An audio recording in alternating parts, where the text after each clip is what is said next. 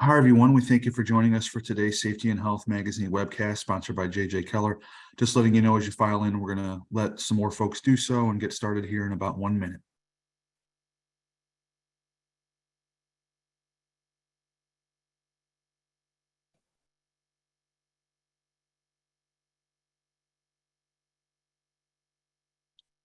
Hi again, everyone. Letting you know as you file in, you are in the right place. This is the Safety and Health Magazine webcast sponsored by JJ Keller. Letting you know we're going to get things going in about 30 seconds.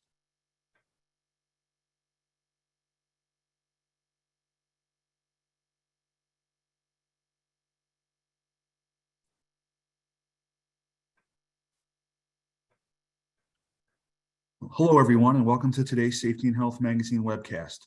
Are you meeting OSHA's first aid requirements? Sponsored by JJ Keller.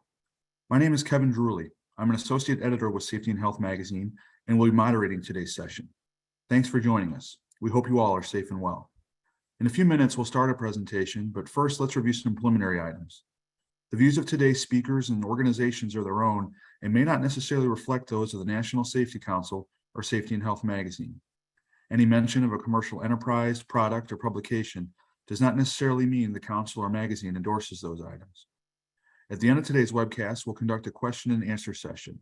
To ask a question, simply click the Q&A button at the bottom of your screen, type your question, and click the send button. Feel free to ask your question at any time during the presentation. You don't have to wait for the question and answer session to begin. We'll try to answer as many questions as possible, but because of the large number of participants today, we may not get to every question. Any unanswered questions will be forwarded along to today's speakers. At the end of this webcast, you'll be asked to complete a brief evaluation survey. I'll let you know more about that after the presentation. This webcast will be archived, so you can access it after today's live event. To view this webcast and all of our past webcasts, please visit safetyandhealthmagazine.com/events. With that, let's go ahead and get started. Our speakers today are Mark Stromey and Ray Shishti. Mark is a senior EHS editor at JJ Keller who joined the organization in 1994.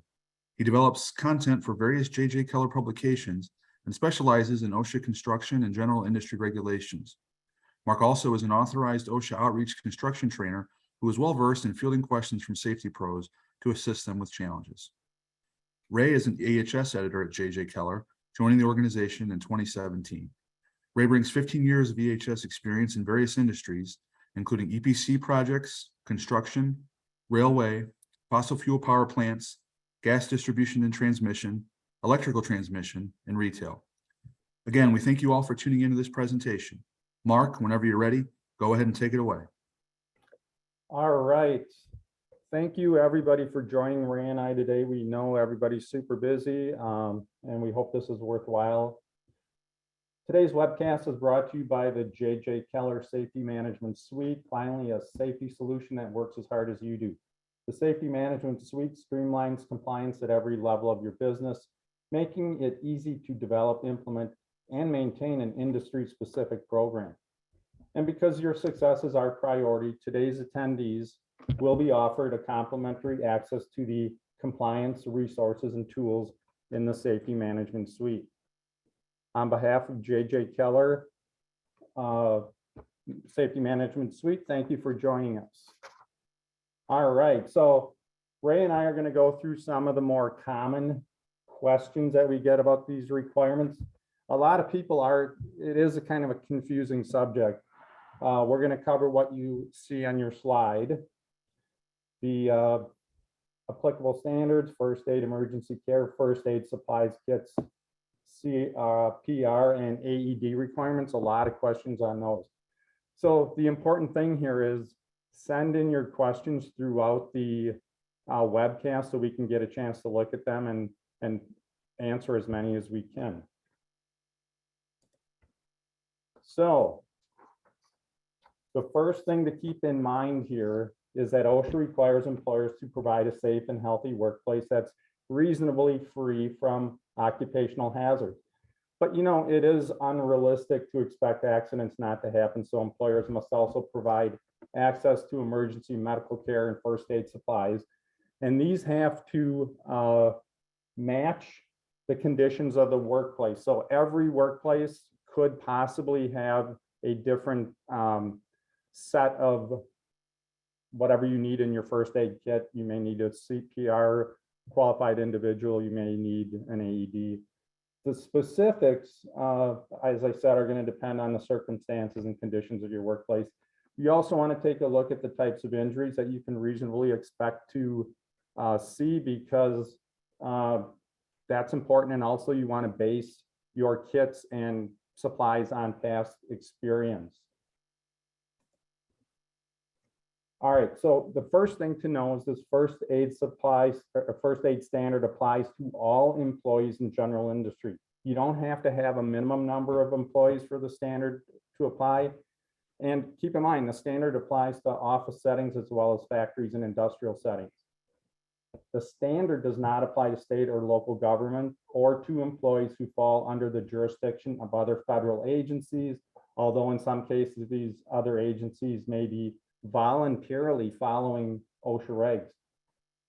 Interesting, the US Postal Service follows OSHA standards, and they're treated just like private employers, complete with monetary fines. Finally, the US military branches, they're not covered by the OSHA regulations, but sometimes individual branches of the military, they establish their own policies that enforce OSHA regulations. So keep that in mind.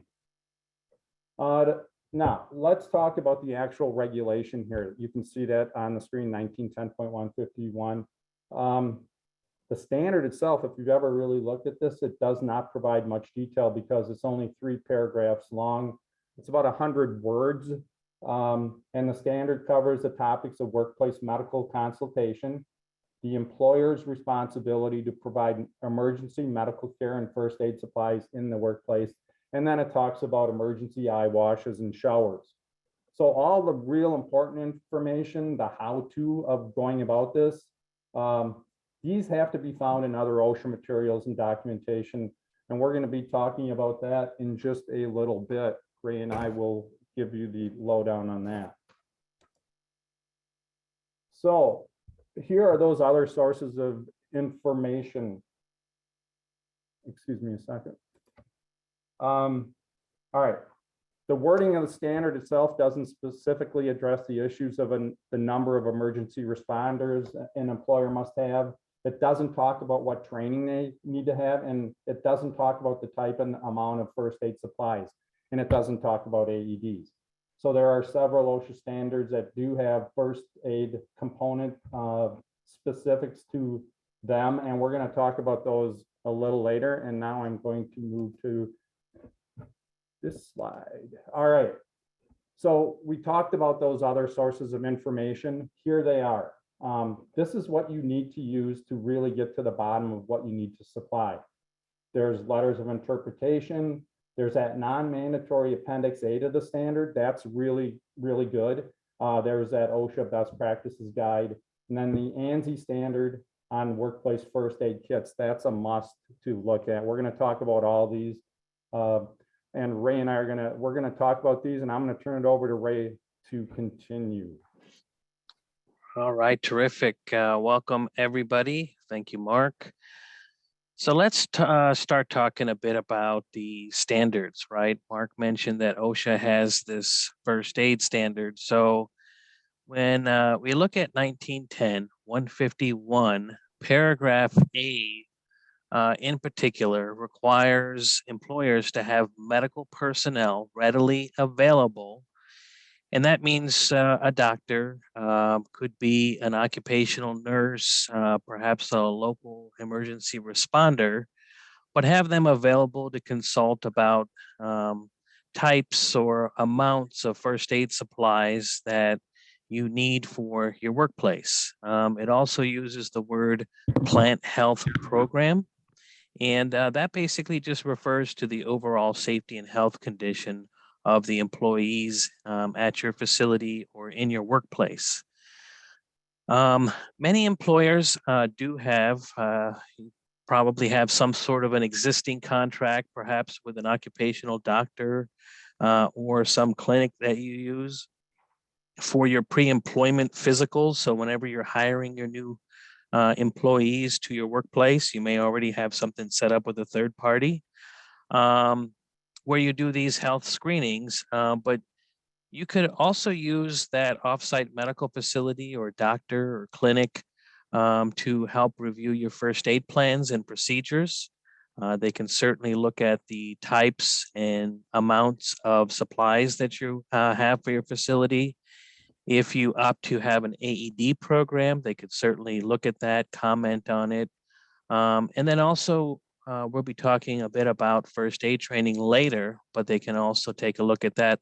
Also, remember, there's states out there that have specific state OSHA or approved state OSHA plans, and you can have more stringent requirements like California under Cal OSHA, where it requires a health professional to review and approve your first aid supplies. And so while these may be federal requirements, you may have more specific requirements for your state if you have operations in one of those state OSHA approved plan states.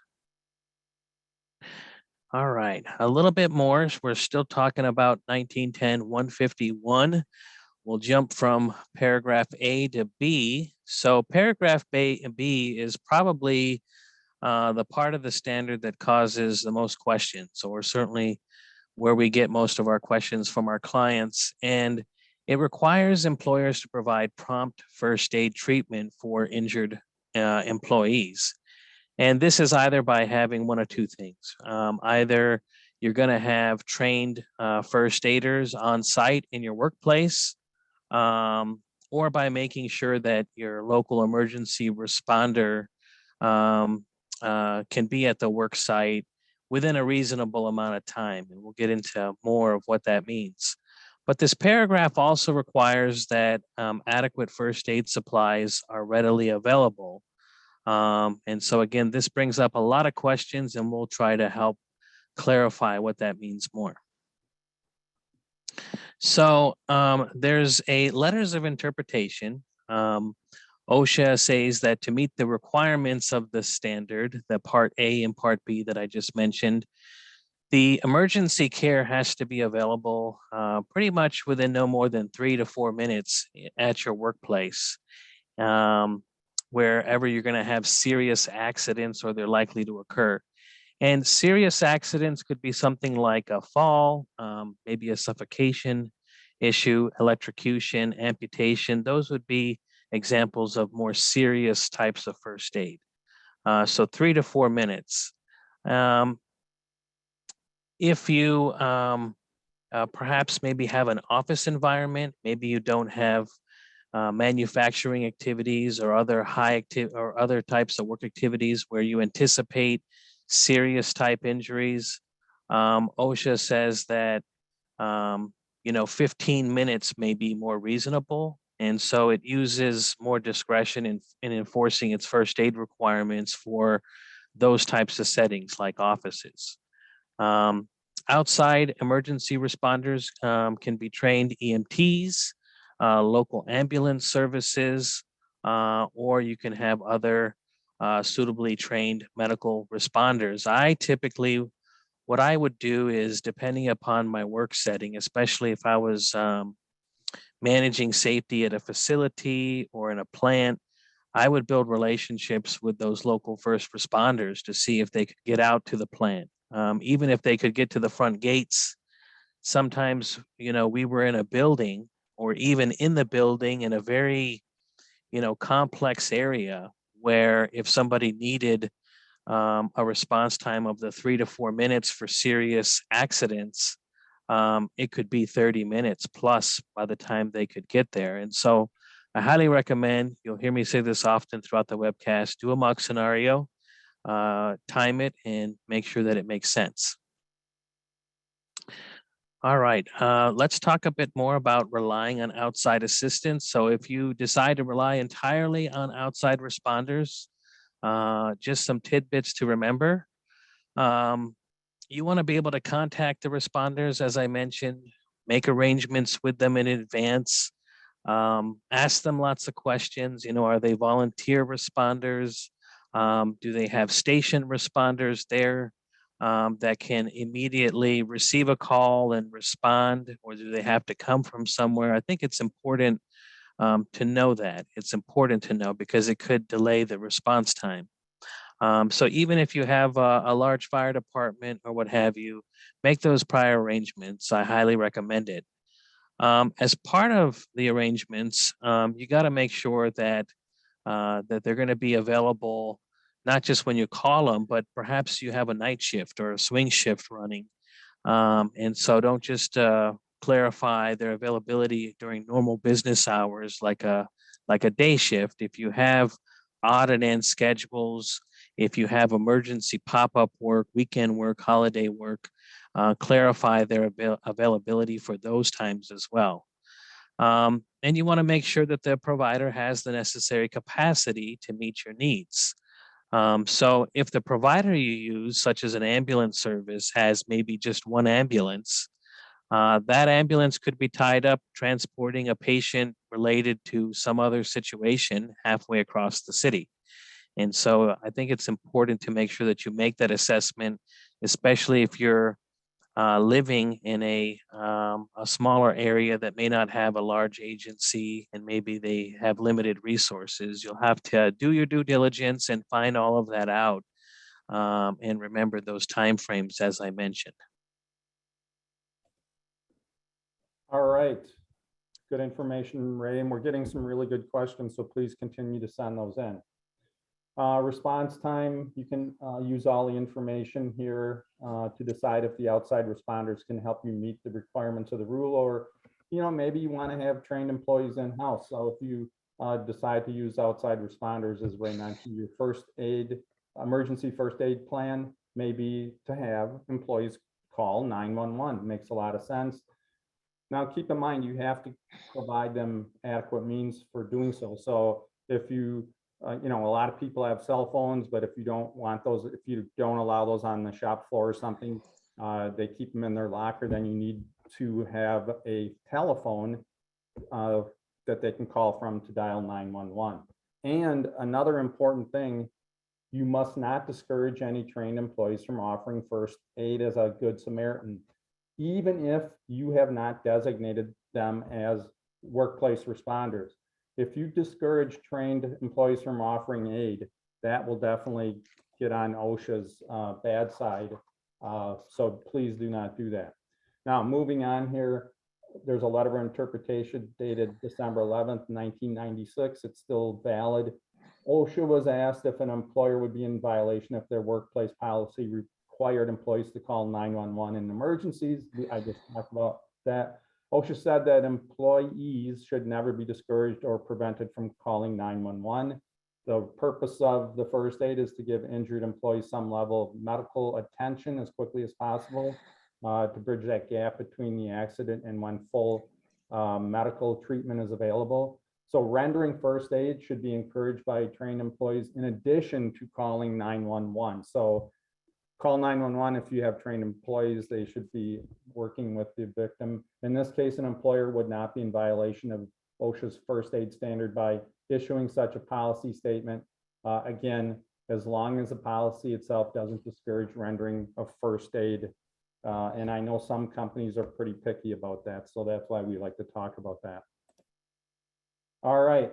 Some standards have specific requirements for having trained first aid responders on site or in-house. Now, the two that you see listed on the screen may not apply to you. I know Ray worked in the second one, 1910.266, the logging standard, and then 269 electric power generation. This logging standard requires mandatory first aid training for logging employees. That's because a lot of times they're out in the middle of nowhere and they can't wait for medical attention to come from another source. So that's probably the logic there. And then the electric power standard requires you have persons trained in first aid at work locations in that industry. Again, reliance on outside emergency responders in that industry is not an option. All right, let's move on to employer liability, because this is a pretty big one. There's another OSHA letter of interpretation that said they asked the agency about whether the employer would be cited if a trained employee were to forget their training, administer the wrong first aid, or the trained employee would not administer any at all. They might just panic. OSHA responded, and this is pretty comforting. Their response is that if a trained employee were to panic in the emergency situation and not administer first aid, or heaven forbid, give the wrong first aid, improper first aid, OSHA would not cite the employer. They said that the employer has met the obligation under the standard by having trained individuals on site to render first aid. The standard only requires employees to be trained in first aid, but it doesn't address the actual performance of that person doing that first aid in an emergency situation. The thing is, OSHA may conduct an investigation if they felt it was necessary. They would just, in that case, they would be looking to ensure that proper first aid and CPR training and certifications were in order. And I'll turn that over to Ray. All right, great information, Mark. Let's talk a bit more about readily available. We kind of dipped our toes in the water. This is a bit more information here. So if we go back to the OSHA standard 1910-151 paragraph B, says that you must have adequate first aid supplies available, but it really doesn't go into more detail much other than that. So we've looked at letters of interpretations to garner some more or get a better idea of what that means. And so if you look at an LOI dated February 2nd, 2007, it states that if the employer has persons who are trained in first aid, then adequate first aid supplies must be made available for use. Also, I've spoken to several OSHA compliance officers, and what I've gathered from my conversations with them is that they pretty much expect employers to have basic first aid supplies available, even if they don't have designated first aid responders on site, despite what the letters of interpretation states. Getting a little bit more here into readily available. All right. So the term readily available, as I mentioned, isn't defined clearly in the standard. I had mentioned that OSHA, the guidance that they give on it is that this is 3 to 4 minute response time for providing first aid. And so you should, again, keep that in mind as you build out your first aid response programs. So the trained employees who are going to be rendering first aid in your workplace, they have to have access to first aid supplies, and I'll define what that means here in a bit. So they got to have the supplies where they're going to be providing care to your injured worker. And those first aid supplies should be located in an easily accessible area. The first aid provider generally should not have to travel through several doorways, over obstacles, long hallways, stairwells to access the supplies. So if you have a real complex work environment, you have multiple levels, this could mean a number of things. Maybe you have multiple kits. You could have your first responders give them a drop bag with certain first aid supplies in them. I've done both. I've positioned kits on walls at different levels, and I've also had my first responders given them a jump bag to carry with them. So either or is fine. Getting into first aid supplies, this is a common question we get. Well, what do I really need to have in my first aid kit? So as we mentioned, OSHA doesn't go into detail about it, but here are some resources that you can refer to. We can certainly look at Appendix A, the best practice guide. We can look at, and that's Appendix A of 1910-151. That gives you an idea. We can also look at ANSI, Z308.1. The previous standard was 2015. That's been updated this year. And so you can also use ANSI as a reference for determining your workplace first aid kit requirements. All right. Also, you want to take a look at A couple of other resources. Remember that while federal OSHA doesn't require that you have a doctor's approval for your first aid supply list, those relationships that I had described earlier, maybe you're doing fit for duty, hire checks, maybe you have a relationship or a contract with your doctor's office or a doctor's office. That would be another good place to talk to somebody and get some ideas about what you could include in your first aid kit. States like California under Cal OSHA, they say that employers have to have adequate first aid materials available. California under Cal OSHA, they require that the consulting physician have those readily available. You want to periodically check your first aid supplies so that any used items that you have get replaced on a periodic basis. You want to check for things like expiration dates. You want to be able to adjust your supplies based on your demands. If you see that certain things are being used, you want to make sure that you have some system in place to replace them. Bloodborne pathogens, if that applies to your workplace, you want to make sure you have things like gloves, masks, eye protection, that kind of a thing. With your first aid supplies, if your workplace responders will be exposed to to blood or bodily fluids in the course of their employment, that's really where that bloodborne pathogens kit will get triggered. And you can get those from your vendor. I often, wherever I bought my first aid kits, they typically had some sort of a bloodborne pathogen kit that was an add-on that you could station or position with your first aid supplies. Now, OSHA does provide us a starting point, as I mentioned, as far as having those first aid supplies. As I mentioned, you can use that appendix in 1910-151, but they also refer us to ANSI's first aid standard, that Z308. And so you can look at that as well. And with that, Mark is actually going to jump us into ANSI. Hey, Ray. Yes, sir. I apologize to everybody.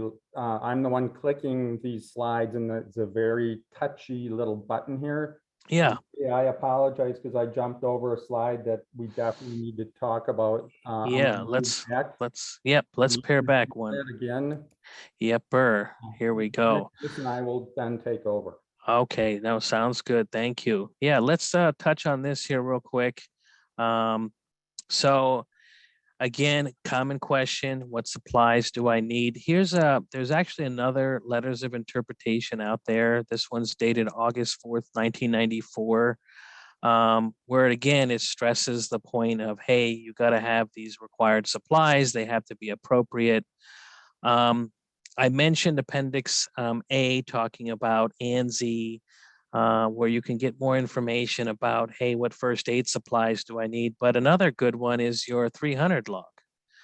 You're able to take a look at your OSHA 300 log and see what's been trending over the past several years. Do you have, for example, do you have burns? Do you have a certain particular type of injury that's happening? And if you do, then make sure that you have those types of first aid supplies definitely on hand. Best practice guide, as I've been mentioning, says specifically that you should have the kinds of first aid supplies on hand to reflect the kinds of injuries that are occurring in your workplace. So again, if you're looking for that additional source of what type of supplies do I need, especially while you're assessing your workplace, those are some additional ideas. And again, don't forget to talk to your medical professionals. And with that, Mark will take us into ANSI. All right, now we're back on track. So we should start by saying that the ANSI standards become mandatory only when and if they're adopted by reference by OSHA. It's called adoption by reference. Now, this standard that you see has not been adopted by OSHA, but OSHA does refer employees to it as a source of guidance for, for example, a smaller workplace. Now, this standard provides a list of the requirements for two different types of kits. We've got the Class A kit. That's just a basic collection of items to deal with common workplace injuries. And then they have the Class B kit. That's for more popular, if you have more employees, you have a more complex work site, or you have a high risk workplace. So you can go with Class A, maybe an office would have that, but then pretty much anybody else is going to want the B. The contents of the Class A first aid kit listed in the standard should be adequate, like I said, for an office. And then a plant or a manufacturing facility goes with B. And not only do you have one kit, you're going to, as Ray said, you may have multiple kits positioned.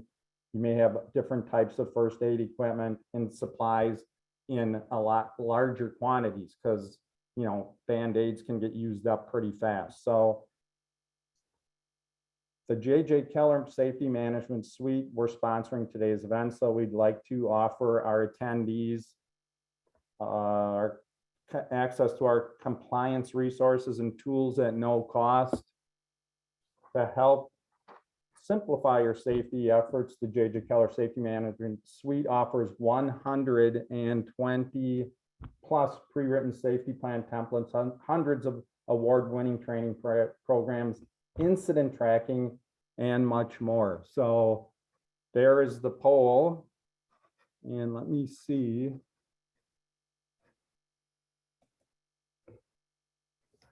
All right. So along with that poll that you see on your slide, you can have free access to our compliance resources and tools in the site. And also, we're going to email you the digital copy of our white paper on first aid obligations. All right. So let's talk. We've already gotten quite a few questions on this. So let's see.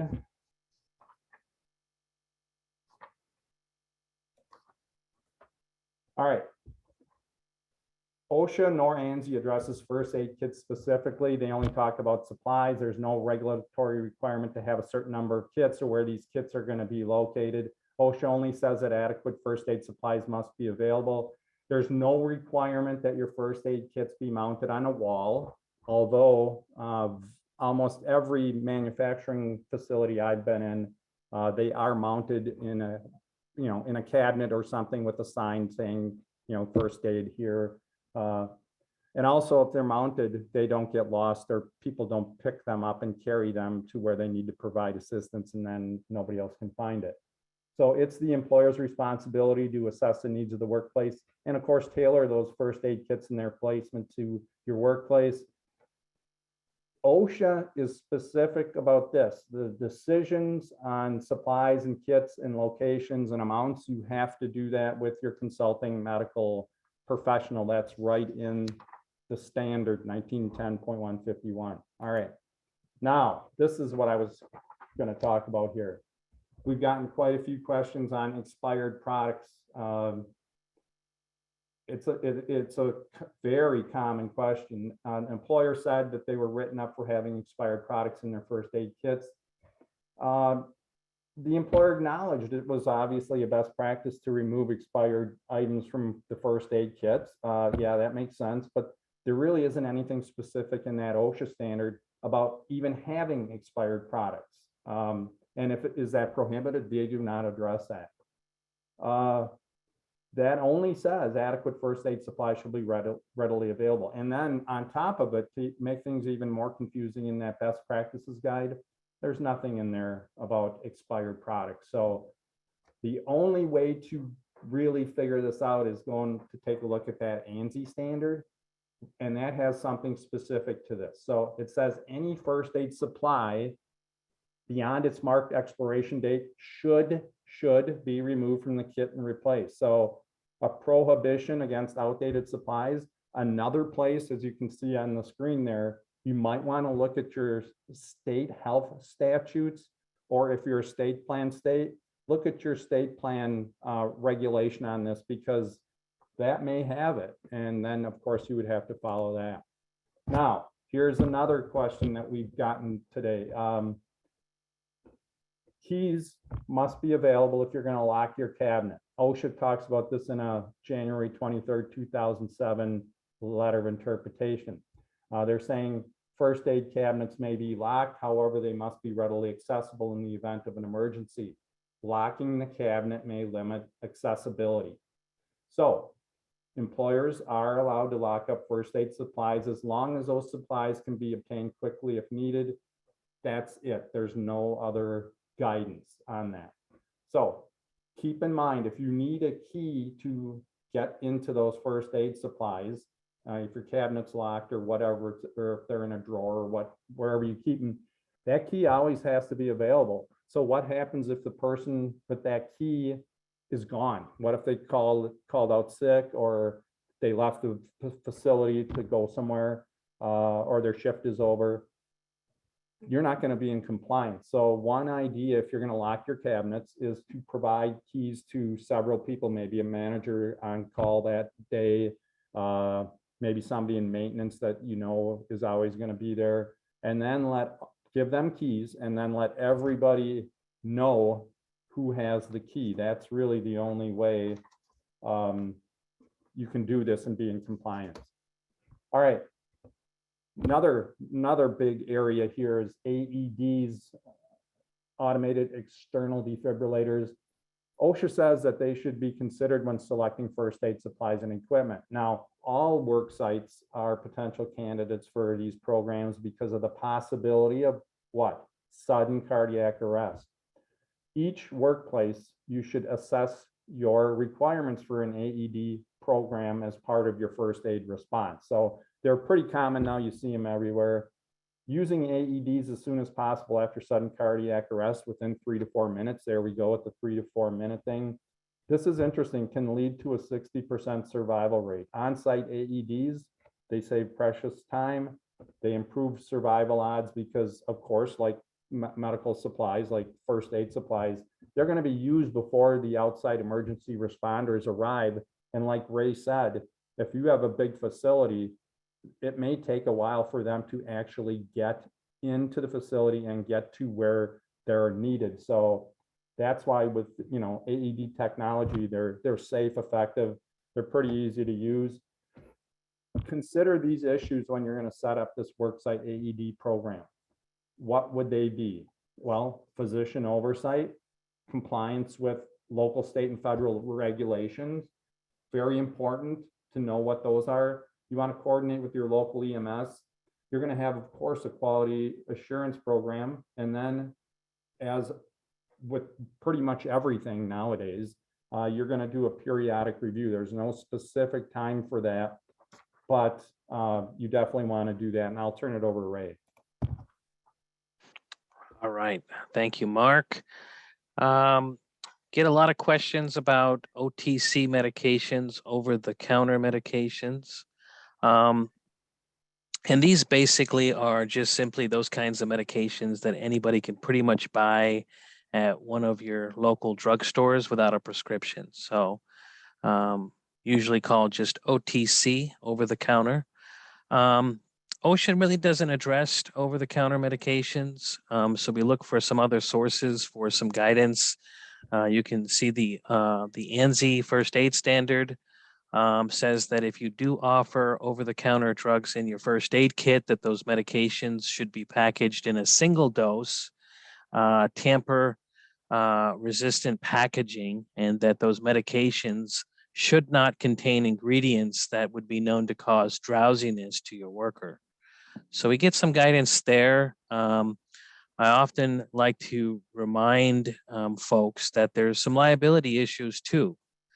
So if you do offer them, it's important you speak to a legal professional, get their spin, especially on your local requirements. But a typical risk example that comes up is what happens if the worker were to have some sort of an allergic reaction to something that was provided to them. So you give them some sort of over-the-counter medication. Now they've had this reaction, or they don't take it, they take it home, and maybe a family member, a child, or what have you, gets access to the medication, takes it, and has some sort of a medical reaction. And so now you're now you're having to dice through the liability and the legal issues that could come up of that. So if you're using OTC medications, lots of things to consider, but those are the main ones that I would look at. First aid rooms on the next slide. I'll jump into that. And then this is pretty common. I often, when I was out in the field, I used to joke about it. Don't have a shoebox first aid program, meaning somebody's coming to you, hey, I need a Band-Aid. You pull out that shoebox that's covered in dust, and you pulled out that crinkled, Band-Aid or what have you. Have a first aid room, have a first aid area. This is not something that's covered by the standard. It may be covered under specific state OSHA programs. But this is something that you should certainly think about and you should address. As with most of the first aid related topics, as I mentioned, you're not going to get much advice or feedback from OSHA in its standards.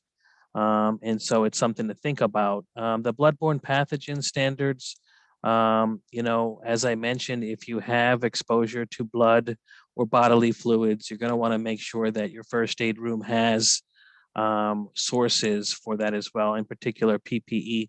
What I would do is I would go to those medical sales. A lot of times doctors' offices were going out of business, and I'd go pick up an examining table. I'd get, very discounted items, and I would set up a medical office looking first aid room where workers could come into a clean environment and they could get what they need.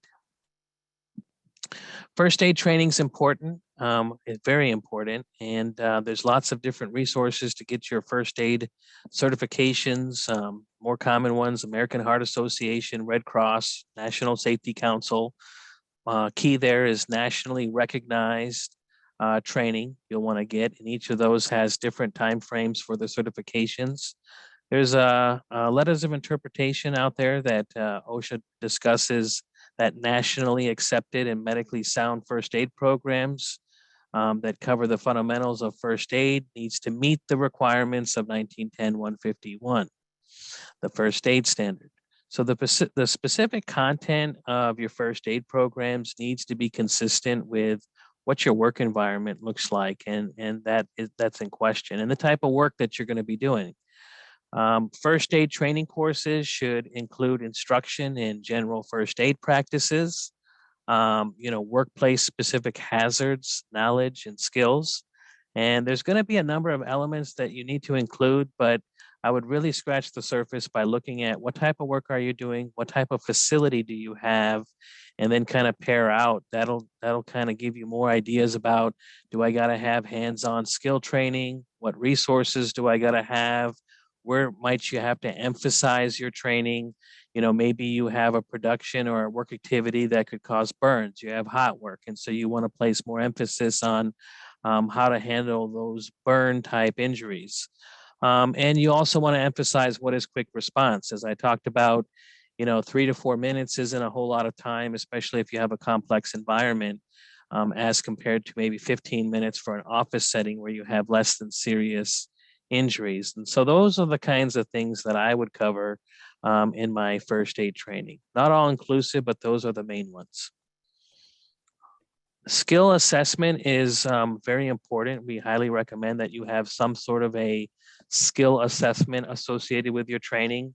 I like to do observations. I would do mock scenarios. If I could be present when first aid was ongoing, that's typically the best. People are in stressful environments, and you'll be able to see their skills and make corrective actions as needed. Written performance assessments, and so when you do your training activities, quizzes, and those types of things are all appropriate. We recommend that you typically do some sort of a skills review at least every 12 months, especially for CPR and AED. Typically the industry finds that, after folks get their certifications, it doesn't take much time, maybe 6 months on average, for people to start lagging on their skills. And so it's important that they have some sort of vehicle to continue to keep up with that. especially retraining for any life-threatening emergencies that could occur at least annually. We highly recommend that you include those in your training programs, especially if you have things like certain medications or antidotes. If you have situations where folks have med alert bans, you'll want to address all of those in particular. But do those skills assessments. Mock scenarios are going to be your friend. Some more information. There's other standards out there besides 1910-151. If you're working in permit required confined spaces, there's first aid requirements, logging operations. If you're in the powerhouse industry or the utility industry and you fall under 1910-269, they have requirements. If you have a dive team or a contractor that's coming on site, maybe your plant is next to a waterway, then there's training requirements for first aid. And then also back to the powerhouse industry, the transmission and distribution sector also has particular requirements as well. Online training, especially with the pandemic, has been the new kid on the block. What you're going to find with the online training is, especially with Red Cross or the American Heart Association, it's going to be a two-part class. A lot of times you sign up, you log in, you do an online portion, and then you'll have to show up to do some sort of a physical skills assessment. Maybe they're bandaging, they're performing CPR. If you have tagged on the AED portion, then that will be a requirement too. But I can't stress enough, it's really hard to box it into just online training. You have to have that practical portion. And with that, Mark's going to jump into CPR training. Very good. All right. OSHA only requires that your responders have CPR training if you fall under one of the specific OSHA standards. That requirement, we'll look at that in just a bit. The best practices guide that we've been talking about recommends that responders have CPR certifications, and it's really usually part of the training for organizations like the American Red Cross, American Heart Association, and it really should be part of your emergency responders training. Also, if you have AEDs in the workplace, your responders will have to have CPR training in order to understand and use those AEDs properly. Again, we talked about state laws. They may require that only trained responders use them. So these are the standards that specifically require that you have employees available who are trained in CPR. Again, we talked about sudden cardiac arrest, asphyxiation, electrocution, exertion issues are more likely to occur on the job than at home, but that's not always the case, of course. So if your operation falls under any of these standards, you have to have responders trained in CPR. Okay, so Ray talked about the bloodborne pathogens. So if you have employees who have a job description about providing first aid or they're designated to render first aid, they're covered by the occupational exposure to bloodborne pathogen standard. This coverage is not whether employees have been trained in first aid, but whether they're also designated as responsible for rendering medical assistance. Now, an employer can provide first aid training to employees without designating that employee as a first aid provider. That will not trigger the bloodborne pathogen standard coverage. However, providing first aid training in order to comply with a specific requirement of another OSHA regulation, like we talked about, logging, electric power generation, that constitutes a de facto designation of those employees. So for the purpose, they're going to fall under that bloodborne pathogen standard. Also, you should note that employees who are neither trained nor designated in the site emergency response plan, but who are expected or directed to render first aid would also be covered. They must be provided the protection of the bloodborne pathogen standard. And what does that all mean? They have to be trained. They have to be provided PPE and post-exposure follow-up if they are exposed during an incident. All right, before I turn it back over to Ray and we wrap this up to get to some of your questions, safety data sheets, they're not required because OSHA specifically exempts drugs intended for personal consumption by employees while in the workplace, that is first aid supplies, from coverage. So no, you do not have to have an SDS for these supplies. And I'll turn it to Ray. All right, thank you, Mark. Yeah, if you have hazardous locations as part of your workplace assessment, make sure you include those as well. In particular, if you have intrinsically safe areas, or you have certain hazardous waste or what have you. But if you have a hazardous location, you're going to have very particular first aid requirements or first aid needs. And so it's going to be important that you understand things like the PPE that's required.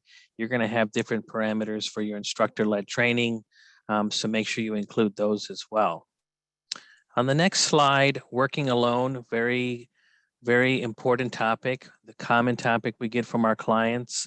You want to make sure that the 3 to 4 minute response time also is considered if you have workers in work alone situations. You want to look at and making sure that what are the kinds of first aid supplies that are needed. Because if you have that worker working alone and they have that first aid kit, can they self-render help? That kind of a thing. But what I would typically do is I would make sure that we had some system in place where either we were calling and checking on workers. That worker could call if they didn't check in at a certain interval, then we sent in the cavalry to see if they were okay. Some sort of system needs to be put in place if you got those workers in those work alone situations. On the next page, keeping your program current, I would have some process where you're looking at making sure that everything is up to date, at least on an annual basis. And this is going to be things like your training, your equipment, your supplies, your policies, that kind of thing, and eliminate outdated policies. But that should be done no less than at least on an annual basis. As a quick recap, we covered quite a bit of stuff. We talked about the applicable standards, both on the OSHA and ANSI side of the fence. We discussed first aid emergency care. We talked a bit about first aid supplies and what your kit should have. And Mark covered CPR and AED.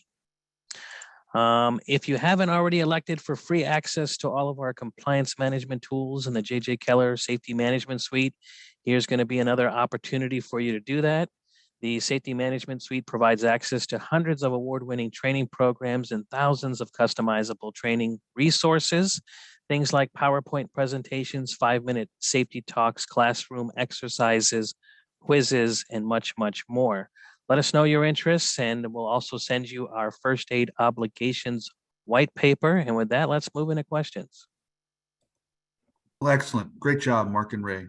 Thanks for sharing your insights and expertise today. Before we do get started with that Q&A, just want to let everyone know about the evaluation survey we're asking you to complete. The survey will open in a different screen after this webinar.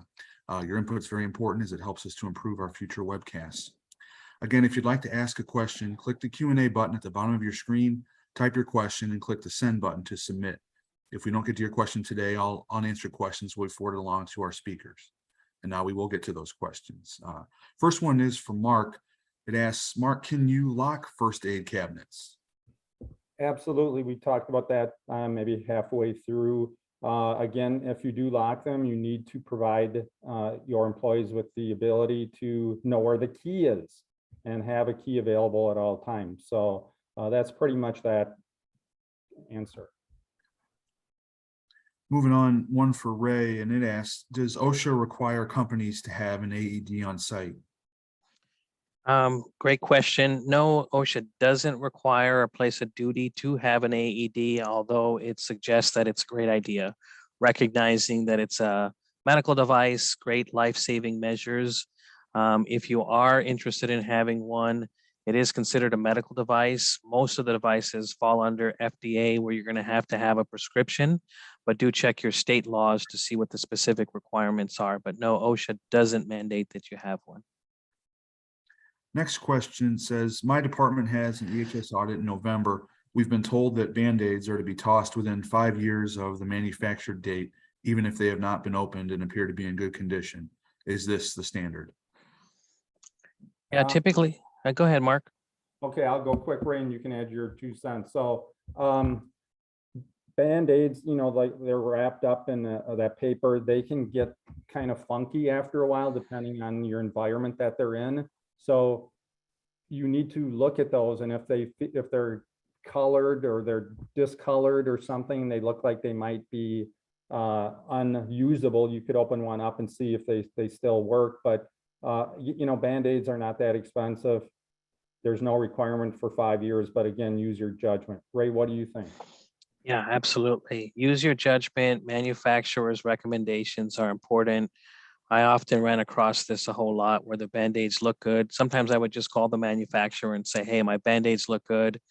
But you should notice that even though it looks good, the packaging looks fine, sometimes the adhesive properties on the Band-Aid, they start to fade after that 5-year period and they don't stay on as well as a fresh Band-Aid. But yeah, all the things we've just said. All right, next one's looking for a little clarification. It says, I noticed the language on the slide saying that ANSI Z 308.1-2015 was not adopted. So does OSHA recommend meeting this, or is it just a plain recommendation? Yeah, it's just a recommendation. It's a guide. Employers don't have to follow it, but it's additional guidance that OSHA is giving as a source for workers to look and find out what type of first aid supplies that they could use in their workplace. Kind of staying with some of these requirements, is there an OSHA requirement to have a process for the employees who work alone? Yeah, your first aid program should cover all employees who could have occupational injuries, and so that would include even your singular employees in work alone situations. Yes. With first aid kits, there was one looking again for a clarification. Could you please review just what's expected of these types of kits, and how much does the work environment come into play with that? Ray, I'll Yeah. take one quick. Sure. You can look at some of these other questions. There's a lot of really good ones coming in. So the class A, the A kit is designed really for, you know, like an office or whatever. The B, as we mentioned, is more extensive. There's more stuff in it. So you're going to use a B in a manufacturing facility or place, an environment where there's more hazards. And keep in mind, you're going to use more than one kit. And not only can you take what's in B, you can add to it and, you know, add more different types of supplies as needed. It's going to depend on how fast these supplies get used up. So it's also very important that you do an inspection of these supplies, you know, so that you can tell how fast this stuff is getting used up. Because if it's getting used up every month or 3 weeks, then you need more supplies or you have to replenish that kit. So inspecting these kits, that's a job for somebody in safety or somebody to take a look at these. Ray? Yeah, absolutely, Mark. Nothing to add there. Perfect response. Do you need medical supplies on hand if you don't have designated first responders there on site? Can you say that one more time? Do you need medical supplies on hand if there aren't designated first responders on site? Yeah, you have one or two options. Either you can use the offsite medical facility, but the other option is to provide your own in-house first responders. So if you're going to have first responders, you need the first aid supplies.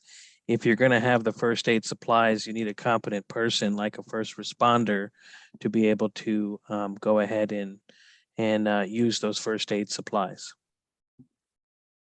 Another first aid related one, does the company need to provide first aid supplies if traveling for work in a personal vehicle and you're trained in first aid? Yes and no. Typically what I tell folks is that if you're in a small geographic area and you're able to get to a nearby hospital or offsite medical facility, that's great. You don't need them, but I usually recommend that you do have them, because if it's a minor bump or bruise and you need just a Band-Aid, you don't want to have to go to the hospital. So recommended, yes, but not mandatory. We're winding down, and as Mark indicates, we've got a lot of good questions. With training for first responders, does it need to be in person or is online acceptable?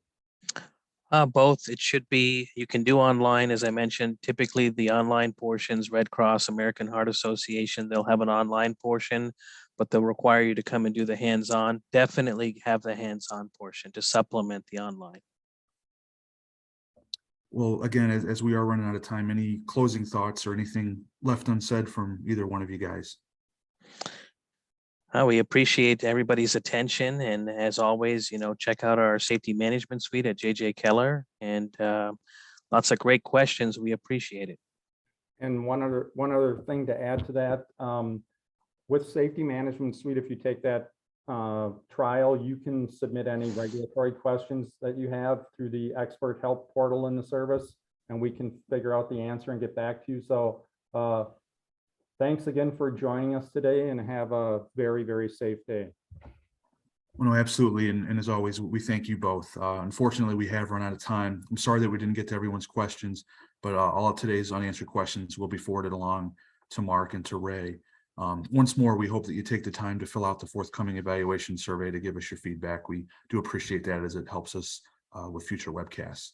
With that, we end today's Safety and Health Magazine webcast.